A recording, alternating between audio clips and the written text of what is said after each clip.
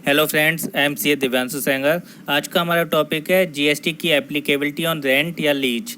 जो हमारे यहाँ लैंड या बिल्डिंग पर रेंट मिलता है या लीज होता है, उस पर जीएसटी एप्लीकेबल होगा या नहीं। इसमें भी कुछ सिनेरियो आएंगे। रेजिडेंशियल प्रॉपर्टी पर क्या एप्लीकेबिलिटी है, कमर्शियल प्रॉपर्टी पर क्या एप्लीकेबिलिटी है।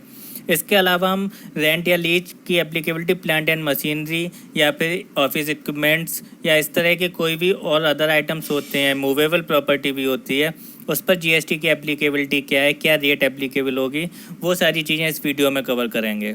अगर आपको मेरी वीडियोज अच्छी लग रही हैं तो प्लीज़ सब्सक्राइब भी कीजिए मेरा यूट्यूब चैनल। चलिए आज का टॉपिक स्टार्ट करते हैं।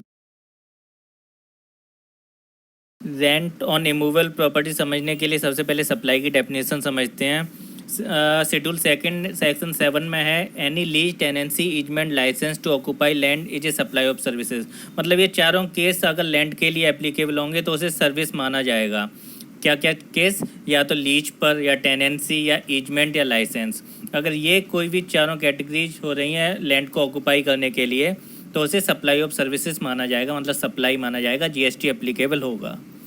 ये तो बात हुई लैंड की। अब बिल्डिंग की बात करते हैं। एनी लीज और लेटिंग आउट, इंपॉर्टेंट है, लीज और letting out of the building including a commercial, industrial और रेसिडेंशियल कॉम्प्लेक्स फॉर बिजनेस और कॉमर्स आइदर होली और partly is a supply of services. Important चीज़ क्या है, लीज या लेटिंग आउट होनी चाहिए। क्या, बिल्डिंग क्या क्या इंक्लूड करेगी, कमर्शियल बिल्डिंग हो, कमर्शियल प्रॉपर्टी हो या इंडस्ट्रियल प्रॉपर्टी हो या रेसिडेंशियल कॉम्प्लेक्स भी हो। रेसिडेंशियल कवर किया है लेकिन सिर्फ और सिर्फ किस केस में, बिजनेस या कॉमर्स के यूज के लिए हो। रेजिडेंशियल कॉम्प्लेक्स और बिजनेस और कॉमर्स, अगर बिजनेस या कॉमर्स के लिए या आपके ऑफिस के लिए यूज हो रहा है रेजिडेंशियल कॉम्प्लेक्स भी, आइदर होली और पार्टली, तो उसे सप्लाई और सर्विस माना जाएगा, जीएसटी एप्लीकेबल होगा।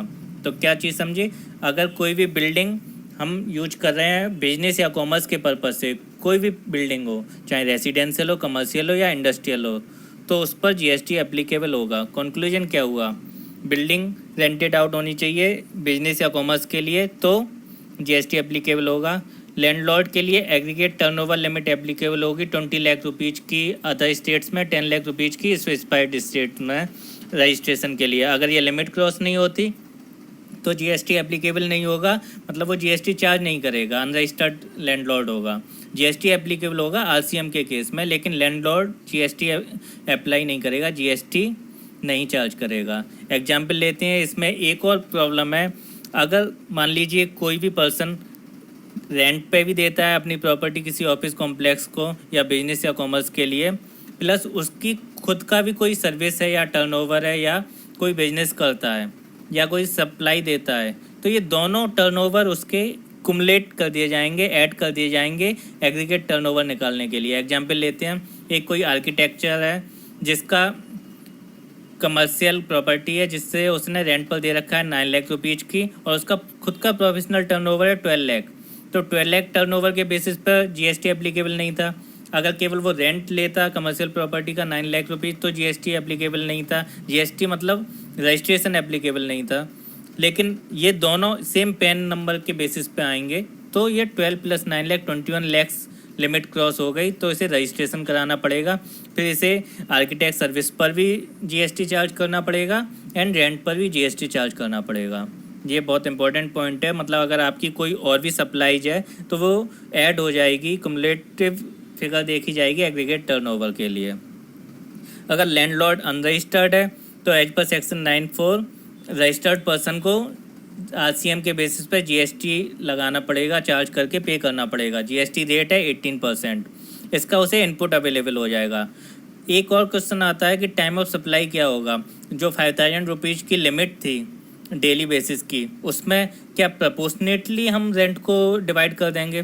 प्रपोर्शनेटली डिवाइड नहीं करेंगे। टाइम ऑफ सप्लाई एप्लीकेबल होगा रिसीप्ट ऑफ इनवॉइस और पेमेंट। जो आप अमाउंट इनवॉइस में शो कर रहे हैं या पेमेंट कर रहे हैं, विच एवर इज अर्लियर, वो अमाउंट माना जाएगा उस डे की सर्विस के लिए।